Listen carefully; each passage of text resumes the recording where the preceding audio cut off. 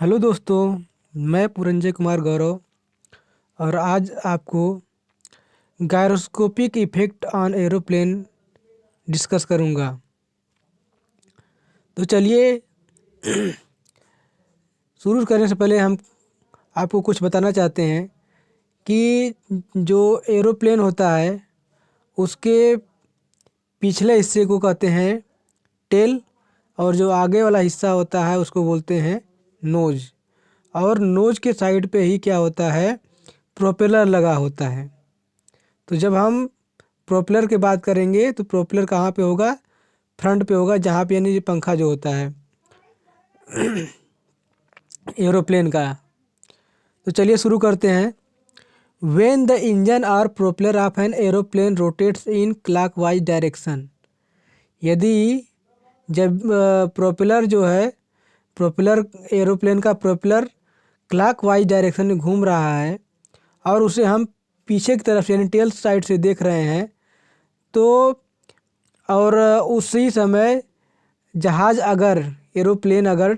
Left की तरफ turn करता है तो गायरोस्कोपिक कपल जो होता है वो टेल को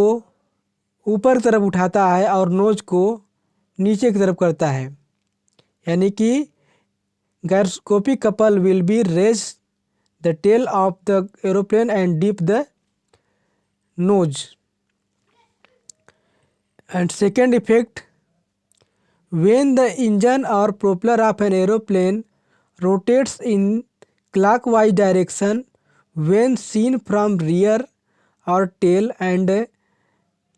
and the aeroplane takes a turn to the right, then the effect of gyroscopic couple will be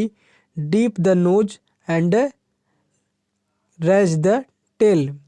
अब जैसे हम पहले डिस्कस किए हैं कि अगर प्रोपेलर क्लॉकवाइज घूम रहा है और हम पीछे साइड से देख रहे हैं और जहाज़ एरोप्लेन जो है लेफ्ट की तरफ टर्न कर रहा है, तो उसका टेल ऊपर उठ जाता था और नोज जो है डाउन होता था। अब यहाँ पे हमें क्या है कि अगर ये सिमिलर कंडीशन है कि प्रोपेलर अभी भी क्लॉकवाइज डायरेक्शन में घूम रहा है और हम पीछे साइड से ही देख रहे हैं, लेकिन इस बार जहाज़ क्या है, राइट की तरफ टर्न कर रहा है, तो इस समय क्या होगा कि जो जहाज़ का जो नोज है, नोज इस समय ऊपर उठेगा और टेल क्या होगा, डाउन जाएगा। नोज डाउन जाएगा और नोज ऊपर उठेगा और टेल डाउन जाएगा। When the engine or propeller rotates in anti-clockwise direction when viewed from the rear or tail end, and the aeroplane takes a left turn, then the effect of gyroscopic couple will be to dip the nose and raise the tail of the aeroplane। जब propeller anti clockwise direction घूम रहा हो और हम rear से यानी पीछे side से देख रहे हैं, इसी समय एरोप्लेन अगर लेफ्ट टर्न लेता है तो गायरोस्कोपिक कपल नोज को डाउन करेगा और टेल को ऊपर साइड करेगा, ऊपर उठेगा। यानी कि जहाज़ का जो ऊपर सामने वाला हिस्सा जो है वो ऊपर उठेगा और पीछे वाला हिस्सा क्या होगा, नीचे जाएगा, जब एंटी क्लॉकवाइज घूम रहा हो। इसके बाद व्हेन द इंजन और propeller rotates in anti clockwise direction when viewed from the rear or tail end and aeroplane takes a right turn, then the effect of gyroscopic couple will be raise the nose and dip the tail। जब propeller engine का propeller anti clockwise direction में घूम रहा हो और उसे हम rear side से देख रहे हैं, पीछे साइड से, और एरोप्लेन राइट टर्न कर रहा है, तो गायरोस्कोपिक कपल जो है नोज को ऊपर तरफ करेगा और टेल को डाउन करेगा, टेल को नीचे की तरफ धक्के करेगा।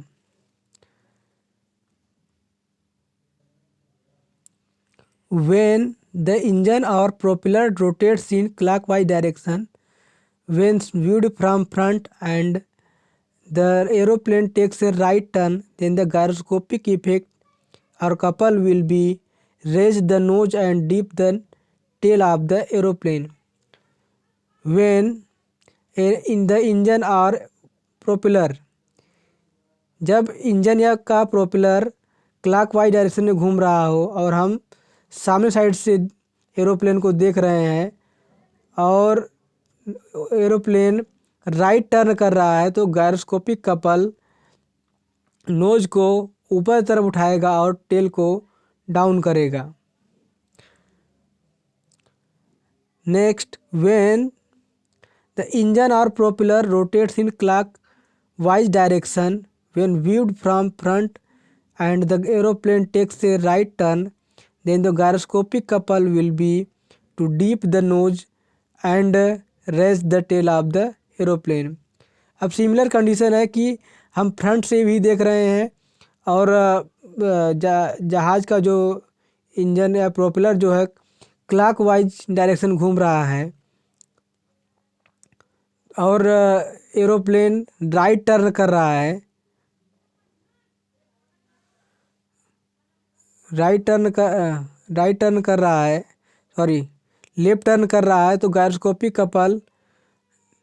नोज को डिप करेगा और टेल को ऊपर तरफ उठाएगा।